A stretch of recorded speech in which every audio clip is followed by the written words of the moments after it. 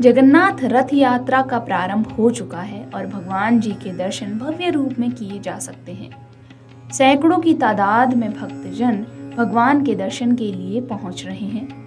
लेकिन जगन्नाथ यात्रा को लेकर बहुत सारी प्रचलित कथाएं हैं, जिसमें से एक धार्मिक मान्यता के अनुसार कहा जाता है कि भगवान श्री कृष्ण जी की बहन सुभद्रा ने नगर भ्रमण की इच्छा जाहिर की, जिसे पूरा करने के लिए भगवान श्री कृष्ण और बलराम जी अपनी बहन सुभद्रा को लेकर नगर भ्रमण के लिए निकल पड़े।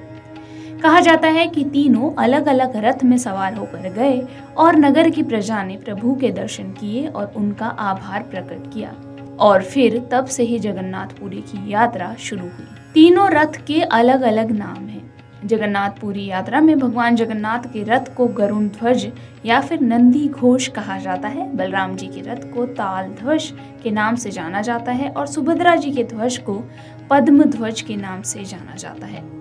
कहा जाता है कि भगवान जगन्नाथ का गरुण ध्वज 16 पहियों वाला होता है। गरुण ध्वज में लाल और पीले रंग के वस्त्रों का उपयोग किया जाता है। कहा जाता है कि भगवान विष्णु का वाहन गरुण है और इसलिए इसके रथ को गरुण ध्वज कहा जाता है।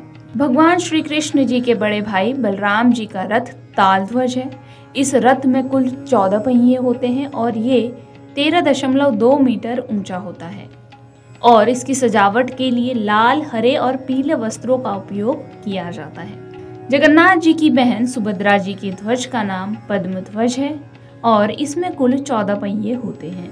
कहा जाता है कि रथ के सारथी अर्जुन होते हैं और रथ के रक्षक जय दुर्गा हैं। तो भगवान जगन्नाथ जी की रथ यात्रा कुल 11 दिनों तक चलने वाली है, जिसमें देश समेत दुनिया के समस्त भक्तजन भगवान के दर्शन के लिए यहाँ पर उपस्थित होंगे।